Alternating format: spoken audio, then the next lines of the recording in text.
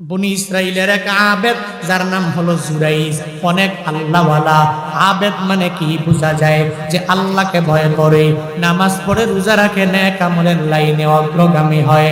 বনি ইসরাইল তাহাজ্জুদ একবারও মিস দেয় না। ওই পাহাড়ের চূড়ার মধ্যে উঠে উঠে আমার আল্লাহকে পাওয়ার জন্য ওই জায়গায় নামাজ আদায় করে। তাহাজ্জুদের মুসল্লায় সব সময়ের জন্য জুরাইজ ওই মুসল্লায় দাঁড়ায়া যায়। আমরা এর মুসলমানেরা আল্লাহ পাকের ওলি যদি হতে চাও তাহলে তাহাজ্জুদের কোনো বিকল্প নাই, বিকল্প নাই। আল্লাহর ওলি যারা হয়েছে এরা তাহাজ্জুদের নামাজ ছাড়া ওলি হতে পারে নাই। ওমিনাল লাইলি ফাতাহাজ্জাদ বিহি নাফিলাতাল্লাহ আসা রব আইয়াবআসাকা রাব্বুকা মাকামাম মাহমুদা। আল্লাহ পাক জানায়া দিলেন, তুই যদি মাকামে মাহমুদে পৌঁছাতে চাও, নিজের যদি প্রশংসিত আসনে আসীন করতে চাও, তাহলে রাত্রে বেলা ওই গভীর রাতে ফজরের আগে তাহাজ্জুদের মুসল্লায় দাঁড়ায়া যাও। বনি ইসরাইলের আবেদ এক বেলাও তাহাজ্জুদের নামাজ মিস দেয় না। নামটা জানি কি? সবাই বলেন। জুরাইজ তাহাজ্জুদের নামাজ মিস হয় না। প্রতিদিনের ন্যায় নামাজের মুসল্লায় দাঁড়াইয়া যখন নামাজ পড়তে লাগলো, নামাজে দাঁড়ানোর পরে একটু পরে হঠাৎ করে জুরাইজের মা ডাক দেয়, হে জুরাইজ, হে বাবা আমার, তুমি আমার এক গ্লাস পানি এনে দাও, আমি বড় তৃষ্ণার্ত, আমাকে এক গ্লাস পানি এনে দাও। একবার ডাক দিল, জুরাইজ মায়ের ডাকের জবাব না দিয়ে নামাজে দাঁড়ায়া রইল। ও মনে মনে ভাবলো, আমি নামাজের পরে মায়ের জন্য পানি নিয়ে যাব। দ্বিতীয়বার আবার যখন ডাক দেয়, হে জুরাইজ পানি দাও, এরপর জুরাইজ নামাজ ছেড়ে না দিয়া ওই মায়ের জন্য পানি নিয়ে যায় না। তৃতীয়বার তৃষ্ণার্ত ওই মা আবারও ডাক দেয়, হে বাবা, তুই আমার জন্য একটু পানি নিয়ে আয়। তৃতীয়বার আবার যখন ডাক দেয়, জুরাইজ তৃতীয়বারের সময়ও পানি নিয়ে যায় নাই, সে নামাজের মধ্যেই দাঁড়ায় রইল। মায়ের মাথাটা অনেক গরম হয়ে গেল। মা আল্লাহর দরবারে ওই জুরাইজের ব্যাপারে একটা বড় বদদোয়া দিয়া বলল, ও দয়ার মালিক, আমার সন্তানরে আমি 3 বার ডাক দিলাম, সে পানি আনলো না, সে আমার কথা মানলো না, আমার কাছে এক গ্লাস পানি নিয়ে হাজির হয়ে গেল না। আমার সন্তানটারে তুমি আল্লাহ কোন বেশ্যার তাড়নার মধ্যে, একটা প্লবনের মধ্যে না ফালাইয়া তুমি মরণ দিও না। একটা বেশ্যার ফান্দে না ফালাইয়া তুমি মরণ দিও, তাকে বেশ্যার ফিতনায় ফালাইও। বদদুয়া করেছে কে? সবাই বলেন, কে করেছে? মা দোয়া করলে কবুল কি কবুল না?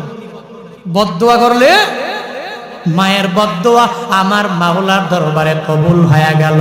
জুরাইজের কপালে বদদুয়াটা মায়ের লেগে গেল। নামাজ শেষ করলো। 3-4 দিন পরে হঠাৎ করে জুরাইজ নামাজ পড়তেছে। ওই গভীর রাতে এক সুন্দরী মহিলা, কিন্তু ভালো নারী না, চরিত্র নাই, ভালো চরিত্র নাই, চরিত্রহীন এক মহিলা গিয়া দাঁড়ায়া গেল। ওই জুরাইজ যেখানে নামাজ পড়ে এর পাশে গিয়া দাঁড়াইয়া দরওয়াজায় কড়া নাড়ে। 3 বার নাড়ার পরে জুরাইজ বলল, কে? বলে, তুমি দরওয়াজাটা খুললে আমাকে দেখতে পাবা। দরওয়াজা খুলে দেখে এক সুন্দরী রমণী তার সামনে দাঁড়ায়া গেল। বলে, তুমি কি চাও বলো? ওই চরিত্রহীনা নারী বলে, আমার মতো এত সুন্দরী এলাকায় কেউ নাই, এত সুন্দরী সুন্দরী চোখ আমার, এত সুন্দরী সুন্দরী চেহারা আমার, এত সুন্দর আমার বডি, তুমি চাইলে আমার সাথে খারাপ কাজের মধ্যে ভগ্ন হয়ে যেতে পারো, তুমি চাইলে আমার সাথে জেনা করতে পারো। এই পাহাড়ের চূড়ায় কোনো বান্দা দুনিয়ার কেউ দেখবে না, দুনিয়ার কোনো মানুষও দেখবে না, দুনিয়ার কোনো পাখি দেখবে না, দুনিয়ার কোনো মানুষ টেরও পাবে না। তুমি আমার সাথে চাইলে খারাপ কাজের মধ্যে মগ্ন হতে পারো। জুরাইজ বলে, না না, দুনিয়ার কোনো পাখি দেখবে না, আমার আল্লাহ দেখে কি দেখে না? দেখে না আল্লাহ?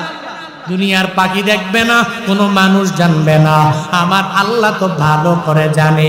আল্লাহ যেখানে দেখে, আমি তোমার সাথে জেনার কাজের মধ্যে লিপ্ত হতে পারি না।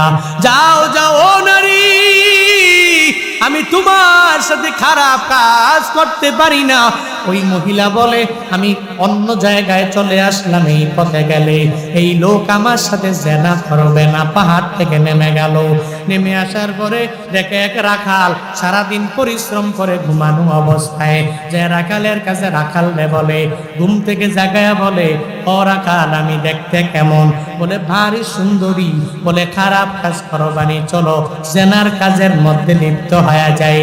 এবার রাখাল বলে, আমি নিজে রাখাল, এত সুন্দরী মাইয়া কোনো সময় পাই নাই। এটা বলতে দেরি ওই মহিলার সাথে একটা জেনার কাজের মধ্যে লিপ্ত হয়ে গেল। একটা খারাপ কাজ ওই জায়গার মধ্যে করে ফেললো। খারাপ কাজ করে করে এবার ওই মহিলার পেটের মধ্যে বাচ্চাও চলে আসলো। 6 মাস পরে হঠাৎ করে এই মহিলা এলাকার মধ্যে ঘোরাফেরা করে। এলাকার লোকেরা জিগায়, ও মাইয়া, ও বেশ্যারি, তোমার পেটের মধ্যে বাচ্চা কেমনে আসলো? তুমি কার সাথে জেনার মধ্যে লিপ্ত হয়ে গেলা? ওই মহিলা এবার জানায়া দেয়, ওই বেশ্যা জানায়া দেয়, শুনে নাও, ওই পাহাড়ের উপরে জুরাইজ নামক এক আবেদ আছে, যে আবেদ আমার সাথে খারাপ কাজ করেছে। ওর বাচ্চা আমার পেটের মধ্যে আছে। ও আমার সাথে খারাপ কাজ করার কারণে এই জায়গায় আমি আমার পেটের মধ্যে বাচ্চা চলে এসেছে। এলাকার লোকেরা মাথা বড় গরম হয়ে গেল। কেন গরম হবে না? বলে তোমারে মনে করি বড় আল্লাহওয়ালা। তুমি আসলেও তো আল্লাহওয়ালা না, তুমি তো আসলে উপর দিয়া ফিটপাট, ভিতরে তোমার হলো সদরঘাট। তুমি উপর দিয়া আল্লাহওয়ালা বেশ দেখাও, দিনের বেলা তুমি দিনের দাওয়াত দিয়া দাও, আর রাতের বেলা তুমি বুঝি এই কামের মধ্যে মগ্ন হয়ে যাও। এই কথা বলে বলে দৌড়াইয়া জুরাইজের মারার জন্য রওনা হয়ে যায়। ওই জুরাইজের ওই পাহাড়ের চূড়ায় গিয়া কোনো কথা বলে না। ওই জুরাইজের আঘাত করতে লাগলো, এত পরিমাণ আঘাত করতে লাগলো, মেরে মেরে মেরে মেরে পাহাড় থেকে নিচে নামায়া দিল। আর সবাই বলে, তোমারে মনে করছি বড় আল্লাহওয়ালা, আসলে মূলত তুমি আল্লাহওয়ালা না। আসলে তুমি তো নামাজি না, রোজাদার না, আসলে তুমি নেক আমল করো না। আমাদেরকে বুঝাও তুমি বড় আল্লাহওয়ালা, তুমি আসলে খারাপ লোক। আজকে তোমাকে জানে আমরা সবাই ধরে মেরে ফেলবো। এই কথা বলার পরে জুরাইজ যখন পাহাড়ের নিচে মারতে মারতে নিয়ে আসে, এবার জুরাইজ বলে, দাঁড়াও, আমারে কেন এত মারার জন্য পাগল করা হয়ে গেলা? কি আমার অপরাধ? এত কেন তোমরা আমায় মারো? আগে তোমরা আমায় জানাও না। এরা সবাই জানায়া দিল, চুরি চুরি আবার সিনা চুরি। তুমি এমনিতেই চুরি করে জেনা করলা, আবার তুমি খারাপ কাজ করে করে আবার মিথ্যা বলো তুমি নাকি করো নাই। হে জুরাইজ, আজকে তোমাকে এই দুনিয়াতে আর বাঁচাইয়া রাখা হবে না, আমরা তোমাকে দুনিয়া থেকে বিদায় করে দিয়ে দিব। জুরাইজ বলে, বলো আগে ঘটনাটা খুলে বলো, এরপরে আমি তোমাকে জানাবো কোনটা সত্য কোনটা মিথ্যা, এরপরে আমি বলবো। বলে, এই যে বেশ্যা, তার পেটের মধ্যে একটা বাচ্চা আছে, এই বাচ্চা কার? জুরাইজ তুমি বলে দাও। জুরাইজ বলে, আমার না। ওই বেশ্যা নারীরে জিগায়, বেশ্যা তোমার এই গর্ভে বাচ্চা কার? বেশ্যা বলে, এই গর্ভে বাচ্চা তো এই সামনে দাঁড়ায় আছে জুরাইজের। এর এলাকার লোকেরা এবার বলে, জুরাইজ মিথ্যা তোমার বলার দরকার নাই, এই মেয়ের সাথে খারাপ কাজ করেছো, যার কারণে মেয়ের গর্ভের মধ্যে বাচ্চাও চলে এসেছে। তোমাকে আজকে ছাড় দেওয়া হবে না, হবে না, হবে না, হবে না। ওই হালাতে জুরাইজ এলাকার লোকদের জানায়া দেয়, হে এলাকার লোকেরা, তোমরা আমায় একটু সুযোগ দাও, একটু সময় আমারে দেয়া দাও, আমি 2 রাকাত নামাজ আদায় করবো। আর ওই নামাজ পড়ে পড়ে এরপরে তোমরা আমাকে মেরে ফেলো, কোনো অসুবিধা নাই। কারণ মুমিন যখন বড় একটা বিপদে পড়ে যায়, মুসিবতে পড়ে যায়, ও আস্থা হারায় না, ওই আল্লাহর দরবারে 2 রাকাত নামাজ পড়ে মুসল্লার মধ্যে দাঁড়ায়া যায়, আল্লাহর কুদরতি পায়ের মধ্যে সিজদা দিয়া দেয়। এলাকার মানুষরা বলে, চলো, তোমাকে আদেশ দিয়ে দিলাম, তোমাকে আমরা অনুমতি দিয়ে দিলাম, 2 রাকাত নামাজ পড়ো, কোনো অসুবিধা হবে না। 2 রাকাত নামাজের মধ্যে দাঁড়ায়া যায়, আর আমার মাওলার দরবারে আবদার জানায়, ও দয়ার মালিক, আমি তো এমন বড় বিপদের মধ্যে পড়ে গেলাম। ও আল্লাহ, তুমি জানো এই বেশ্যার গর্ভের মধ্যে যেই সন্তানটা, ওই সন্তানটা আমার না, অন্য কারো হয়ে যাবে, এটা তোমার জানা আছে। ও আল্লাহ, আমি নামাজ আদায় করার পরেও আমি ওই মহিলার গর্ভের দিকে তাকাইয়া আজকে আমি হাতে ইশারা করে ওই সন্তানের জিজ্ঞাসা করব, তুমি আল্লাহ ওই সন্তানের জবানটাকে ওই জায়গায় খুলে দিয়া দিবা। আল্লাহর কাছে আবদার জানাইয়া নামাজ শেষ করার পরে উপস্থিত জনতাদের সামনে এবার জুরাইজ বলে, আমাকে আর একটু সময় তোমরা দিয়া দাও, আমি বলা লাগবে না, ওই গর্ভবতী ওই বেশ্যার গর্ভের মধ্যে থাকা সন্তানটা সে জানা দিবে, ওর বাবাকে সে নিজেই বলে দিবে। এরা সবাই বলে, পাগল হয়ে গেছো নাকি? 3 বছর হয়ে যাওয়ার পরেও যেই ছেলেরা দুনিয়াতে আসার পরেও কথা বলতে পারে না, তার গর্ভের মধ্যে কেমনে কথা বলবে? পাগল পারা হয়ে গেল নাকি? মাথা খারাপ হয়ে গেল নাকি? আচ্ছা ঠিক আছে, অসুবিধা নাই, তোমার কথা মানলাম, তুমি বলতে পারো, কোনো অসুবিধা নাই। এবার ওই জুরাইজ ওই গর্ভবতী বেশ্যা নারীর গর্ভের দিকে আঙ্গুল ইশারা করে ঘরে ওই গর্ভবতী বাচ্চাকে জানা দেয়, ও গর্ভের সন্তান, তুমি জানাও তোমার রিয়েল বাবাকে এই উপস্থিত জনতার সামনে তুমি জানায়া দাও। আল্লাহ পাক তো জুরাইজের দোয়া কবুল করে ফেলেছে। আল্লাহ পাক ওই গর্ভের সন্তানের জবানটাকেও খুলে দিয়েছে। ওই গর্ভের সন্তান ওই মায়ের গর্ভ থেকে ওই জুরাইজের দিকে উদ্দেশ্য করে জানায়া দেয়, হে জুরাইজ আর এলাকার উপস্থিত জনতারা, তোমরা শুনে নাও, আমি আমার এই মহিলার গর্ভে এসেছি, আমার বাবা জুরাইজ না, না, ওই যে রাখাল দাঁড়ায় আছে ওই জুরাইজের পাশে, ওই রাখাল হলো আমার রিয়েল বাবা। সুবহানাল্লাহ।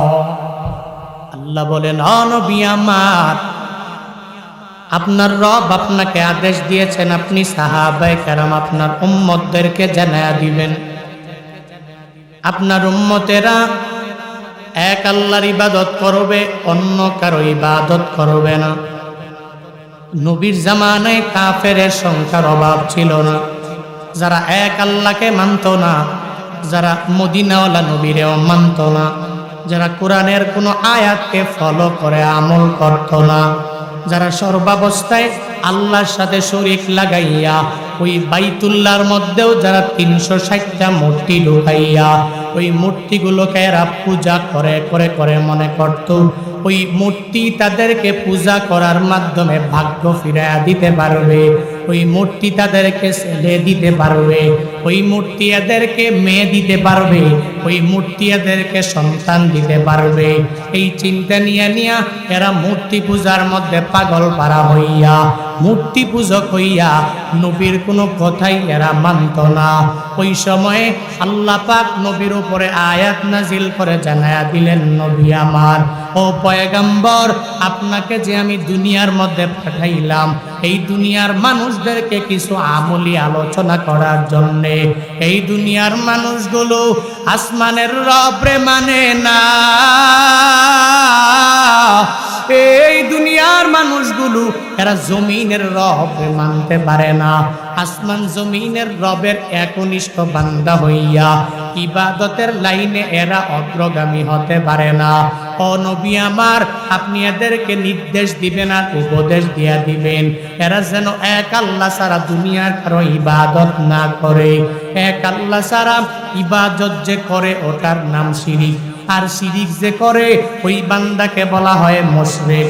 আর আল্লাহ পাক দুনিয়াতে সব গুনাহকে ক্ষমা করতে পারে, কিন্তু শিরকের গুনাহ আমার আল্লাহ ক্ষমা করতে পারে না।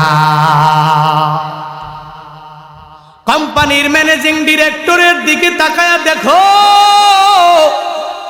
ওই কোম্পানির ম্যানেজিং ডিরেক্টর তার কোম্পানির সবগুলা ম্যানেজাররা বেতন দেয়। কেন দেয়? তুই আমার কোম্পানির মধ্যে একনিষ্ঠ মন নিয়ে কাজ করবা, আমার কোম্পানির যত অ্যাডভাইস দেওয়া লাগে তুই দিয়া দিবা, আমি তোমারে মার্কেটিং ম্যানেজার রাখলাম, তুমি যত মার্কেটিং করা তোমাকে দায়িত্ব দিয়া দিলাম, আমার পুরা কোম্পানির দেখাশোনা যা যা করা লাগবে সব দায়িত্ব তোমাকে দিয়া দিলাম। যখন তাকে দেওয়া হলো, এবার ম্যানেজার যদি তার কোম্পানিতে কাজ না করে, ও যদি কোম্পানির কাজ বাদ দিয়া অন্য কোম্পানির গুণগান গায়, ও যদি এই কোম্পানির মালিকের প্রশংসা না করে, অন্য কোনো কোম্পানির প্রশংসা করার জন্য পাগল করা হয়ে যায়, তাহলে এমডি সাহেব যদি ম্যানেজারের এই ব্যাপারে জানতে পারে, তাহলে এমডির মাথা বড় গরম হয়ে যাবে। ও বলবে, এরে আর বেতন দেওয়া হবে না, এই কোম্পানি থেকে বের করো, এই কোম্পানির মধ্যেও তারে রাখা যাবে না, এই কোম্পানি থেকে বেতন বন্ধ করে দাও, রিজিকের কার্ডটা বন্ধ করে দাও, তার বাড়িতে তার গাট্টি গোল করে পাঠাইয়া দাও।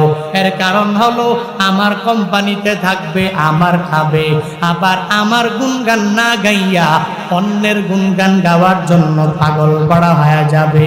দুনিয়ার এমডি যদি সাধারণ তার গুণগান না গাওয়ার কারণে যদি রাগ হয়ে যায়, হে বান্দারা, হে ধামরা এলাকার মুসলমানেরা, একটু বালিশের সঙ্গে মাথাটা লাগাইয়া যদি চিন্তা ভাবনা করে নাও, আমার যে দয়ার মালিক তোমাকে মায়া করে আসমান দিয়া দিলেন, যে আল্লাহ পাক যে আসমানের জন্য একটা বারের জন্য তোমার কাছে কোনো ফেরেশতা পাঠায় নাই, একটা বারের জন্য বলে নাই তোমাকে মান্থলি আমি আল্লাহকে ট্যাক্স দেওয়া লাগবে, ইয়ারলি কোনো কর বসায় দিলাম, তুই আসমান ভোগ করার জন্য আমি আল্লাহরে ট্যাক্স দেওয়া লাগবে। আমি আল্লাহ জমিনের মধ্যে কত নিয়ামত আমি আল্লাহ তোকে দিয়া দিলাম, এগুলা ভোগ করার জন্য তুই মান্থলি ইয়ারলি আমি আল্লাহরে ট্যাক্স দিয়া দাও। আল্লাহ তো বলে নাই ইবাদত করার জন্য আল্লাহ বান্দারে দুনিয়াতে পাঠাইলেন। আল্লাহ পাক বলেন, গোলামেরা তুই শুধু আমি আল্লাহর আসমানটা পাওয়ার পরে, জমিন পাওয়ার পরে, দুনিয়ার সব কিছু পাওয়ার পরে তুই যদি কুদরতি পায়ে সিজদা দাও, মসজিদে যদি 5 বেলার নামাজে দৌড়াইয়া যাও, আমি আল্লাহর আদেশগুলো যদি মানিয়া চলতে পারো, এত নিয়ামত তোকে আমি দিলাম, একটা নিয়ামতেরও হিসাব আমি আখিরাতের ময়দানে নিব না, আমি আল্লাহ খুশি হয়ে যাব। কিন্তু তুই যদি আসমান জমিন এত কিছু ভোগ করার পরেও আমি আল্লাহর এই যদি ভুলে যাও, কুদরতি পায়ে আমি আল্লাহকে সিজদা না দিয়া তুই যদি মাজারের মধ্যে নিজের সিজদা দিয়া দাও, আমি আল্লাহকে বাদ দিয়ে তুই যদি অন্য পথে দৌড়াও, তখন তো দুনিয়ার সব মালিকেরা তার খাদেমরে মেরে মেরে বের করে দিল রে বান্দা, কিন্তু আমি আল্লাহ তোরে বের করব না। তবে আমি আল্লাহ তোর শিরকের গুনাহগুলো কি ক্ষমা করতে পারি না। ইন্নাল্লাহা লা ইয়াগফিরু আইয়ুশরাকা বিহি ওয়া ইয়াগফিরু মা দুনা যালিকা লিমান ইয়াশা। আল্লাহ পাক বলেন, তোর যত বড় বড় গুনাহ আমি আল্লাহ ক্ষমা করে দিতে পারি, কিন্তু শিরকের গুনাহ আমি আল্লাহ ক্ষমা করে দিতে পারি না। কারণ আমি আল্লাহ তোরে আসমান দিয়েছি রে গোলাম, আমি আল্লাহ তোরে কত মায়া করে জমিন দিয়েছি, সব আমি আল্লাহ তোরে দিলাম। এগুলো পাওয়ার পরে এক আল্লাহর ইবাদতে মগ্ন হয়ে যাবা। আল্লাহ ছাড়া দুনিয়াতে অন্য কোনো মানুষের পায়ে সিজদা দেওয়া যাবে না, এক আল্লাহর কুদরতি পায়ের মধ্যে সিজদা দিয়া দাও। এটা আমার আল্লাহ নবীর মাধ্যমে উপদেশ দেওয়ার জন্য আল্লাহ নবীকে আদেশ দেয়া দিলেন, ও নবী আমার, আপনার উম্মতেরে আপনি জানায়া দেন, এই উম্মতেরা এক আল্লাহর ইবাদতে মগ্ন হয়ে যাবে। আল্লাহ কয়জন? জোরে বলেন, সন্দেহ আছে? এক আল্লাহর গুণগান গাও, এক আল্লাহর ইবাদতের মধ্যে মগ্ন হও। আল্লাহ সারা দুনিয়াতে আর কোনো ইলাহ আমার নাই, দুনিয়াতে মাবুদ নাই। হিন্দুরা এরা এতগুলো পূজা করে, এতগুলো মূর্তি বানায়, এদের মূর্তি এদের কাছে, এদের মূর্তি যদি এদের দেয় ভিন্ন ব্যাপার। মুসলমানরা এক আল্লাহ ছাড়া আর কোনো ইলাহ মানতে পারে না, কারণ আল্লাহ কালামুল্লাহ শরীফের বিভিন্ন জায়গায় আল্লাহর তারিফ আল্লাহ দিয়া দিয়া জানায়া দিলেন। আয়াতুল কুরসি পড়ো, যেই জায়গায় আল্লাহ কি সুন্দর করে নিজের পরিচয়গুলো আল্লাহ তুলে ধরলেন। গোলামেরা, আল্লাহু লা ইলাহা ইল্লা হুয়াল হাইয়ুল কাইয়্যুম। আল্লাহর পরিচয় আল্লাহ কি সুন্দর করে দিয়া দিলেন, জেনে নাও। There is none worthy of worship beside Allah. Muhammad সাল্লাল্লাহু আলাইহি ওয়াসাল্লাম is the messenger of Allah. Allah কালামুল্লাহ শরীফে বিভিন্ন জায়গায় এই স্লোগানটা দিয়া আল্লাহ জানায়া দেয়, হে আমার বান্দারা, আমি আল্লাহ ছাড়া দুনিয়াতে কোনো ইলাহ নাই। আমি আল্লাহ তোর এক ইলাহ, এক মাবুদ। আমি যত ইবাদত করবা সব আমি আল্লাহর কুদরতি পায়ের মধ্যে করবা। এক আল্লাহ ছাড়া দুনিয়াতে আর একজন ইলাহ আমি আল্লাহ নেই নাই। কারণ যদি আমি আল্লাহ ছাড়া আরেকজন ইলাহ যদি আমার সাথে থাকতো, কি পরিমাণ ক্ষতি হয়ে যেত। আল্লাহ আরেক আয়াতে সুন্দর করে জানায়া দেয়, লাউ কানা ফীহিমা আলিহাতুন ইল্লাল্লাহু লাফাসাদাতা। আল্লাহ পাক বলেন, আমি আল্লাহ ছাড়া যদি দুনিয়াতে আরেকটা ইলাহ থাকতো, তাহলে এক ইলাহ বলতো, আজকে ধামরাইয়ের জমিনে বৃষ্টি দিয়া এই মাহফিল বানচাল করে দাও। আরেক ইলাহ বলতো, না না, এরা যুবকেরা অক্লান্ত পরিশ্রম করার মাধ্যমে আজকে মাহফিলের আয়োজন করেছে, এদের মাহফিলে কোনো বৃষ্টি দেওয়া যাবে না, যাবে না, যাবে না, যাবে না। এক ইলাহ বলতো একটা, আরেক ইলাহ বলতো আরেকটা। দুই ইলাহর মাঝে আল্লাহ পাক নিজেই বলেন, আমি আল্লাহ ছাড়া যদি আরেকটা ইলাহ থাকতো লাফাসাদাতা, তাহলে দুনিয়াটা বিশৃঙ্খলায় পরিবর্তিত হয়ে যেত।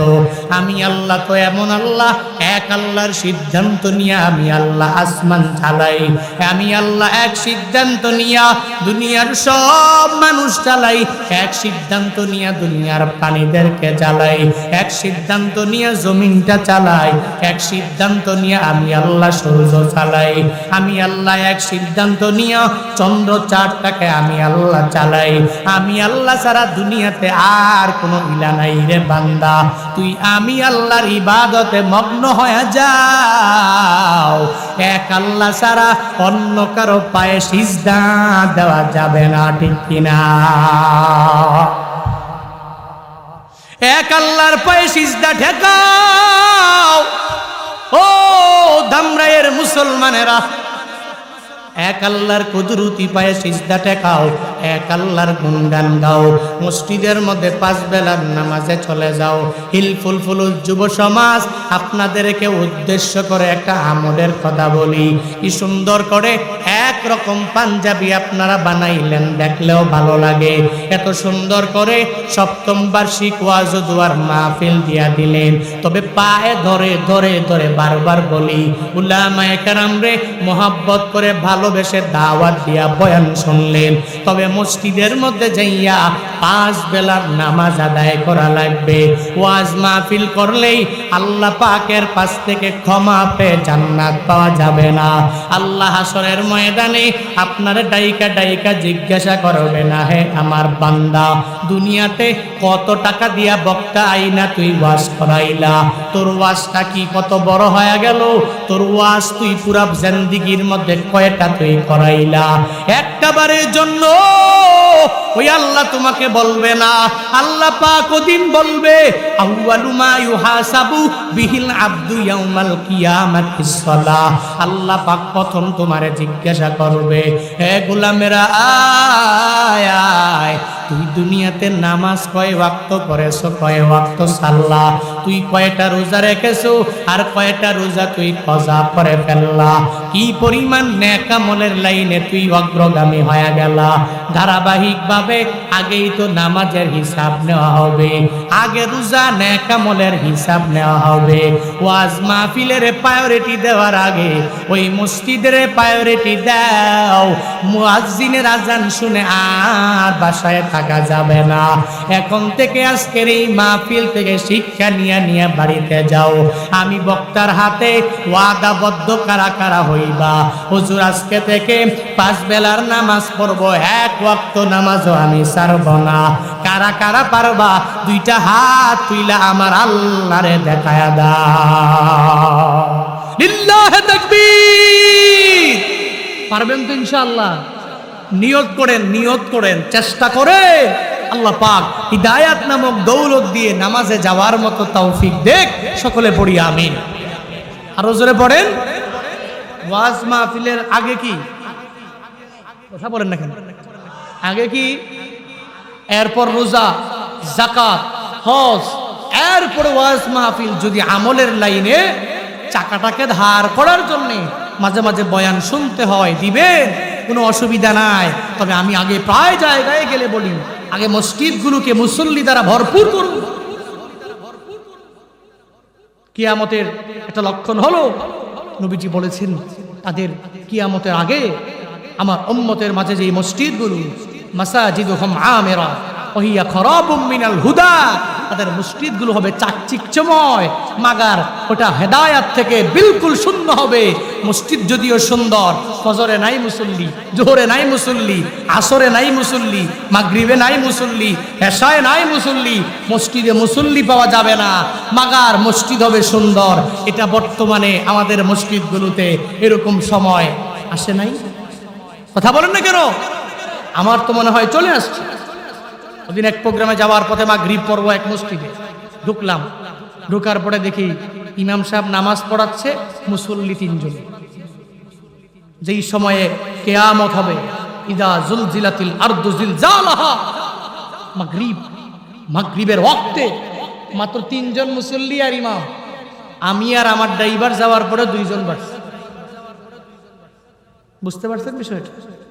এই তো ওয়াজ, এই তো মাহফিল, এই তো বয়ান, ফেসবুকে বয়ান, ইউটিউবে বয়ান, টিকটকে বয়ান, এত বয়ান, আমি বক্তার জবান থেকে বয়ান, বিভিন্ন জায়গায় এত বয়ান, কিন্তু এরপরেও কেন মসজিদে যান না? এরপরেও কেন বলেন? এক আল্লাহর ইবাদতে কেন মগ্ন হয়ে যান না? আল্লাহ পাক তো আদেশ দিলেন, কয় আল্লাহর ইবাদত করব, কয় 2টা। যদি মানতাম যে 2-3টা আল্লাহ, 2-3 জনের কথা মানা লাগে, এক আল্লাহর কথা মানতে গিয়েই পারি না। ওয়াকাদা রাব্বুকা আল্লা তা'বুদু ইল্লা ইয়্যা। আল্লাহ পাক কি সুন্দর করে জানায়া দিলেন নবীরে, ও নবী আমার, আপনার উম্মতদেরকে আপনি উপদেশ দিয়ে দেন, এরা যেন এক আল্লাহর ইবাদত ছাড়া দুনিয়ার অন্য কারো ইবাদত এরা না করে, ইবাদত এক আল্লাহর করবে। তবে ইবাদতের মাঝে শিরিক ঢুকানো যাবে না, রিয়া ঢুকানো যাবে না। নামাজ পড়বেন মেম্বারের দেখানোর জন্য পড়বেন। হ্যাঁ, আমার মেম্বার ভালো বলবে, বলবে যে এই ওয়ার্ডে এই লোকটা বড় মুসল্লি, নামাজ বাদ দেয় না। ইমাম যখন আমাকে দেখবে আমি 5 বেলার নামাজের মধ্যে দৌড়াইয়া আসি, তাহলে ইমাম আমাকে জানায়া দিবে এই লোকটার মতো ভালো মুসল্লি এলাকায় কেউ নাই। আমার খতিব সাহেব যদি জানতে পারে আমি 5 বেলার নামাজ পড়ি, আমাকে নামাজি বলবে।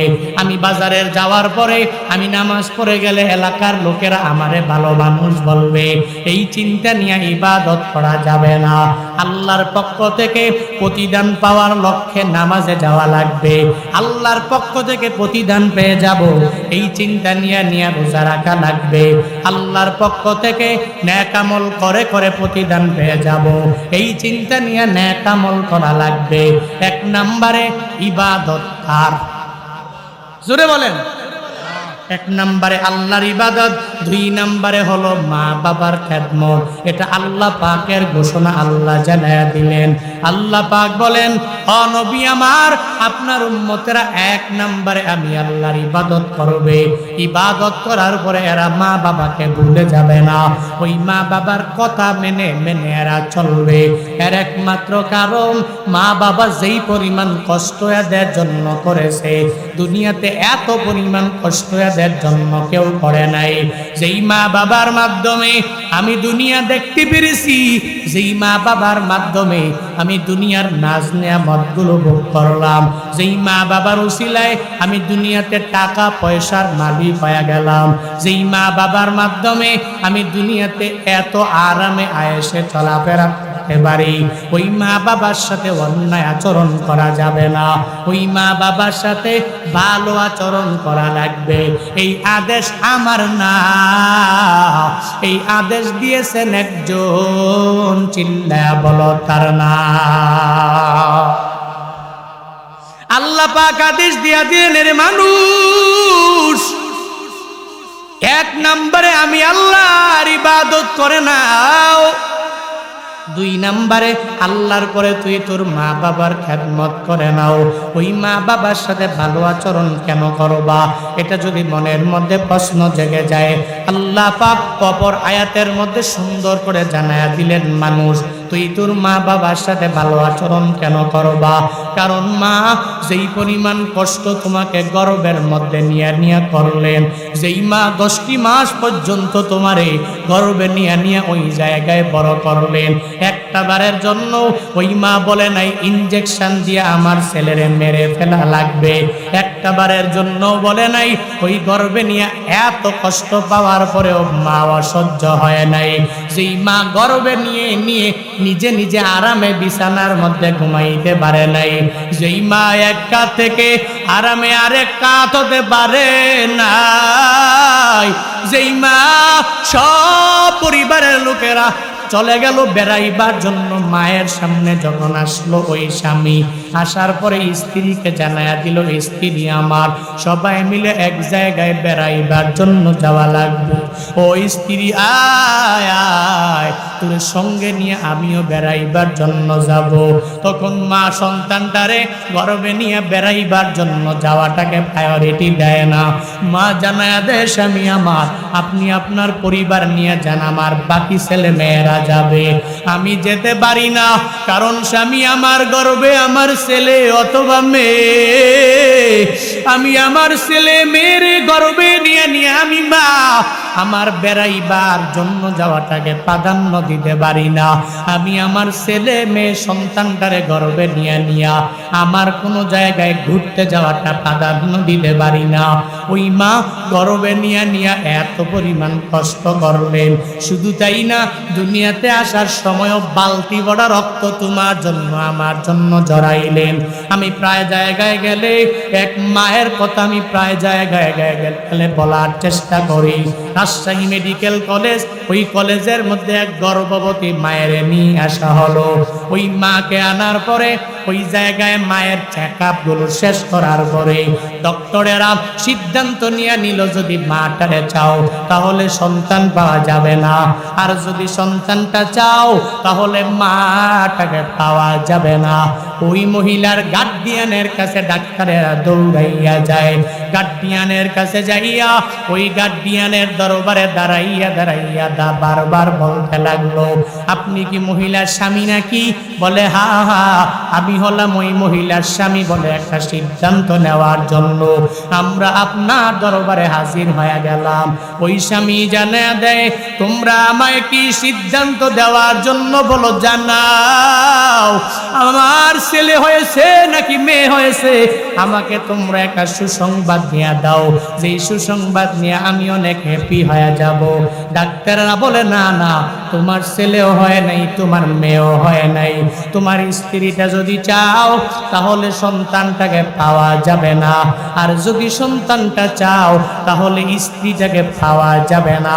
এই কথা বলার পরে ওই বেচারা কিংকর্তব্য বিমূঢ় হয়ে গেলেন, কারণ সন্তানটাও তার কাছে অনেক দামি, তার স্ত্রীটাও অনেক পরিমাণ দামি। কারণ বাবার কাছে তার সন্তান যেরকম দামি, স্বামীর কাছে স্ত্রীটাও ঠিক একই পরিমাণ দামি। ও তখন কিংকর্তব্য বিমূঢ়, কোন দিকে সিদ্ধান্তটাকে ঘুরাবে কোনো সিদ্ধান্ত দিতে পারে না। ওই বাবা যখন সিদ্ধান্ত দিতে পারে না, ওই মেডিকেল কলেজের ডাক্তারেরা ওই মায়ের যেখানে চেক আপ করবে ওই রুমের মধ্যে যাইয়া ওখানে এরা নিজেরা বলা বলি করতে লাগলো, বৃক্ষ যদি দুনিয়ার মধ্যে বেঁচে থাকে তাহলে অটোমেটিক অনেকগুলো ফল আশা করা যাবে। মানে মাটারে বাঁচায় রাখ, তাহলে অটোমেটিক্যালি অনেকগুলো সন্তান ইন ফিউচারে আসবে। এই মাটা দুনিয়া থেকে বিদায় হয়ে যাবে, এই সিদ্ধান্ত নেওয়া যাবে না, যাবে না, যাবে না, যাবে না। তারা যখন চিৎকার করে করে এই কথাগুলো ওই মায়ের সামনে দাঁড়াইয়া বলতে লাগলো, ওই গর্ভবতী মা চোখের পানি ফেলায়া কাঁদে আর জানায়া দেয়, হে মেডিকেল কলেজের ডাক্তারেরা তোমরা শুনো,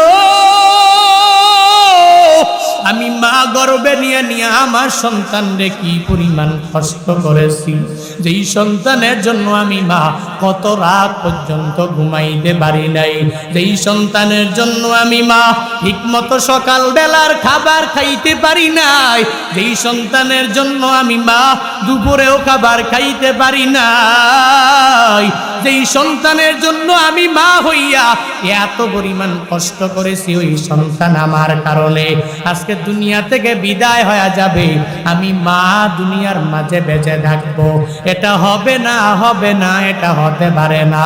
হে ডাক্তারেরা তোমাদের সিদ্ধান্ত তোমরা উল্টো করে নাও, চেঞ্জ করে নাও, আমি মা দুনিয়াতে থাকার দরকার নাই, আমার সন্তান দুনিয়া আসবে, আসার পরে আমি মায়ের জন্য চোখের পানি ফালাইয়া আমি মায়ের জন্য যেদিন সে মাকবারায় যাওয়ার পরে দোয়া করবে, আমি মায়ের জন্য বলবে রব্বির হামহুমা কামা রব্বায়ানি সগীরা, এসে জানবে আমি মা তার জন্য কি পরিমাণ স্যাক্রিফাইস করলাম।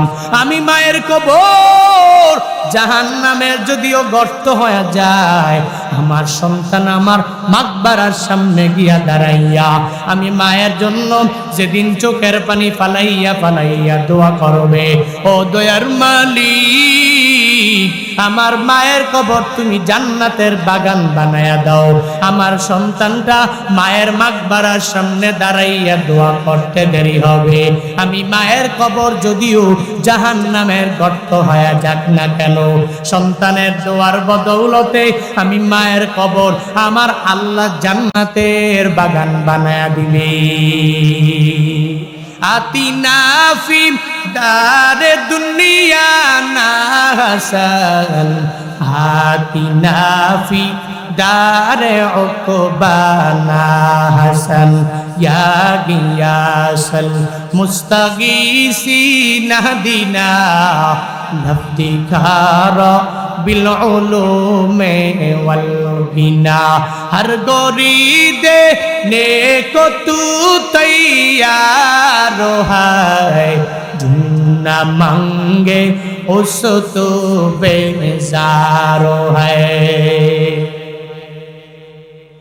ওই মায়েরা এত পরিমাণ কষ্ট করে গর্ভে নিয়া দুনিয়াতে আসার সময় কষ্টের কোনো কমতি নাই, আবার দুনিয়া আসার পরে অফিসলুহু ফি আমাইন, দুনিয়াতে আসার পরে 2টি বছর দুগ্ধপান করায়, তাহলে যেই মা গর্ভে নিয়া বড় করলো, দুনিয়াতে আসার সময়ও কি পরিমাণ কষ্ট করলো, আবার দুনিয়াতে আসার পরেও যেই মা 2টি বছর দুগ্ধপান করাইলো, তাহলে ওই মায়ের সাথে খারাপ আচরণ করা যাবে না, যাবে না।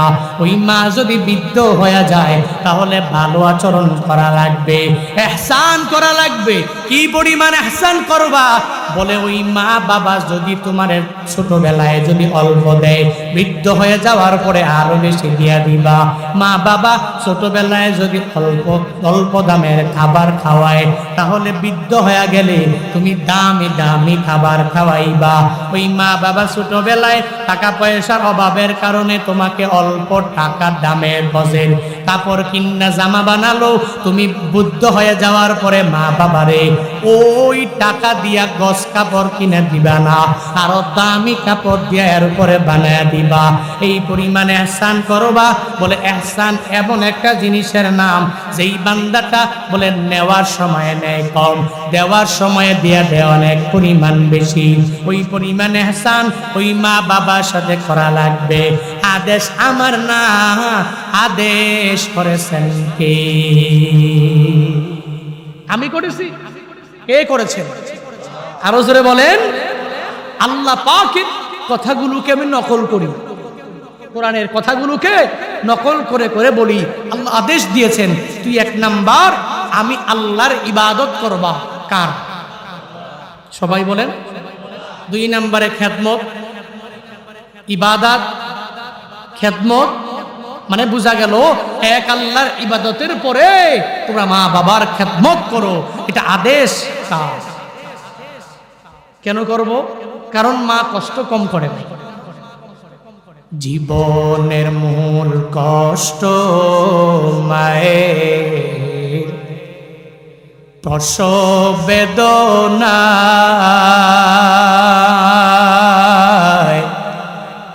সাত আসমান সাত জমিন তখন মায়েরই মাথা। জীবনের মূল কষ্ট মায়ের, প্রসব বেদনা, সাত আসমান সাত জমিন তখন মায়েরই মাথা। এমন মা কি কেমনে আজি, এমন মা কি কেমনে আজি যাব আমি ভুলিয়া। ও আমার প্রাণের মা, মা গো মা কোথায় গেলে মোরে ছাড়িয়া। জনম দুঃখী এতিম আমি, চায় না কেহ ফিরিয়া। ও আমার প্রাণের মা, মা গো মা কোথায় গেলে মোরে ছাড়িয়া। জনম দুঃখী এতিম আমি, চায় না কেহ ফিরিয়া। আমি যখন ছিলাম আমার মায়েরি ওদরে, চলাফেরা করতেন যে মায় কত কষ্ট করে। আমি যখন ছিলাম আমার মায়েরি ওদরে, চলাফেরা করতেন যে মায় কত কষ্ট করে। আমার সুন্দর মুখ দেখে মায়ের, আমার সুন্দর মুখ দেখে মায়ের ব্যথা যায় যে হাসায়া। ও আমার প্রাণের মা, মা গো মা কোথায় গেলে মোরে ছাড়িয়া। জনম দুঃখী এতিম আমি, চায় না কেহ ফিরিয়া। জনম দুঃখী এতিম আমি, চায় না কেহ ফিরিয়া। দিয়া। মায়ের কষ্ট কম না বেশি? হ্যাঁ, এজন্যই তো আল্লাহ পাক আদেশ দিয়া দিলেন, নবী 1 নম্বরে ইবাদত করবে আল্লাহর, 2 নম্বরে খেদমত করবে মা বাবার। ইম্মা ইয়াবলুগান্না ইনদাকাল কিবার আহাদুহুমা আও কিলাহুমা, এদের মা বাবার মধ্য থেকে যদি 2 জনের একজন যদি বার্ধক্যে উপনীত হয়ে যায়, অথবা 2 জনে যদি বার্ধক্য হয়ে যায়, ফালা তাকুল্লাহুমা উফিন, কশিন কালেও উফ শব্দ এদের সামনে ব্যবহার করা যাবে না। ওই মা বাবা বয়সের কারণে বার্ধক্য হয়ে যাবে, কত কথাই এরা বুঝতে চাইবে না, পারবেও না। আপনি একটা বার বলবেন বুঝবে না, 2 বার বলবেন বুঝবে না, 3 বার বলার পরেও বুঝবে না, এরপরেও ধমকের সুরে কোনো কথা বলা যাবে না। ফালা তাকুল্লাহুমা উফিন ওয়ালা তানহারহুমা, 1 নম্বরে উফ বলা যাবে না, ওয়ালা তানহারহুমা, এদেরকে ধমকের সুরে কোনো কথা বলা যাবে না। ওয়াকুল্লাহুমা কাওলান কারীমা, আল্লাহ পাকের আদেশ হলো ওই মা বাবার সাথে তুমি কাওলান লাইয়িনান সাহলা, এমন নরম নরম সুন্দর সুন্দর কথাবার্তা বলা লাগবে। তুমি থাকো ঢাকার মধ্যে, কিন্তু তোমার মাই অজপাড়া গ্রামের মধ্যে বসবাস, উত্তর হাতকড়ায় মা থাকে, আর তুমি ঢাকার শহরে আরামে আরামে থাকো, অসুবিধা নাই। তবে মাঝে মাঝে মায়ের সাথে টেলিফোন করে করে ওই মায়ের ভাষায় তুমি মায়ের সাথে কথা বলে দাও। ওই মায়ের সাথে সুন্দর ভাষায় কথা বলা লাগবে, সত্য না। ওই মায়ের ভাষা, মাতৃভাষা যেটা, ওই ভাষায় তুমি মায়ের সাথে কথা বলো, এইটা কাওলান কারীমা। ওই মায়ের সাথে সহজ সহজ কথা বলো, ওই বাবার সাথে সহজ কথা বলো, কারণ বাবা গ্রামে থাকে, এত স্মার্ট নিজে হতে পারে নাই। ওই বাবা আগের দিনের মানুষের মতো চলাফেরা করবে। তুমি রাগান্বিত হইয়া, ক্রোধান্বিত হইয়া ওই মা বাবার সাথে এরা কথা না বুঝলে ধমকের সুরে কোনো কথা বলা যাবে না। আল্লাহ পাক বান্দাদেরকে আদেশ দিয়ে জানায়া দিলেন, হে ধামরাইয়ের মুসলমানেরা, আল্লাহ কেন বারবার বারবার এই আদেশগুলো দেয়? আল্লাহ কেন বারবার মা বাবার বয়ান করে? কারণ হলো মা বাবা দোয়া করলেও কবুল হয়ে যায়, আবার বদদোয়া করলেও কবুল হবে কি হবে না? হ্যাঁ, দোয়া যেরকম কবুল, বদদোয়াও কবুল হবে কি হবে না? মা বাবা দোয়া করলে আমার মাওলার দরবারে কবুল হয়ে যায়, আবার যখন বদদোয়া করবে তাও আমার মাওলার দরবারে কবুল হয়ে যাবে। বুখারী শরীফের এক বর্ণনা, বনি ইসরাইলের মধ্যে এক আবেদ ছিল, যার নাম হলো জুরাইজ। কি নাম? সবাই বলেন কি নাম? জুরাইজ। বনি ইসরাইলের বড় আবেদের নাম জুরাইজ। খারাপ লাগতেছে আপনাদের? শেষ করা দরকার। হ্যাঁ,